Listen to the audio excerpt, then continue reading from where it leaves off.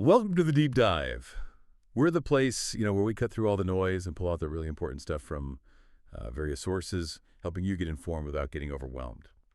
Today, we're diving into something that affects, well, a lot of outdoor folks. The hunting lease. Okay, let's get into this because look, for so many hunters, finding good, consistent access to hunting land, it's not just a nice to have, it's a real challenge, often frustrating. Our main source today is really solid. It's an article called "Are You Ready for a Hunting Lease? Part 1 of 5 of the Secrets to a Hunting Lease." It's by Sean Furst, who is a COO over at the American Hunting Lease Association. So definitely an expert voice. And this piece is set up as the first of 5 parts, basically guiding hunters through the whole leasing thing. Verbras put forward this powerful idea, and a mantra he calls it. When executed properly, the hunting lease works for everyone involved. I kind of like that. So the big question for you listening is a lease actually right for you? And maybe more importantly, what does executed properly even mean in practice? That's exactly it. Our mission here in this deep dive is really to get past the surface level stuff. We want to break down the absolute fundamentals, the things that make a lease work or fail. We're aiming to walk you through those first key steps, finding a place, securing it, and actually having a good experience based on Sean's insights. And what's really interesting, I think, is how he immediately shifts the focus. It's not just about finding a piece of land, it's about understanding the relationships. Right. He makes it super clear.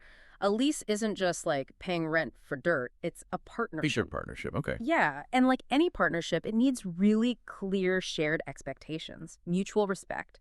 And he uses this term stewardship. It totally reframes it from just renting land to something more collaborative, investing in an experience together. And he boils it right down to 2 main things right at the start: money and expectations. Okay, yeah. Money.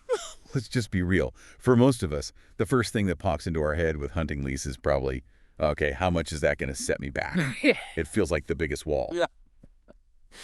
But this article, it tackles that directly. It kind of busts a common myth. Mm-hmm. It points out this popular idea that leasing is just way too expensive, or, it's only for the super rich. Verbras says that last part is absolutely laughable. Laughable, huh? Strong words. Yeah. And he backs it up with his own story, something a lot of us can probably relate to, sadly. He lost the hunting spot he had had for years because the landowner sold her farm. He calls it a gut-shot feeling. And it made him promise himself he wouldn't go through that kind of pain, as he puts it, ever again. Oof. Yeah, that loss of access hits hard. Many hunters have felt that. Exactly.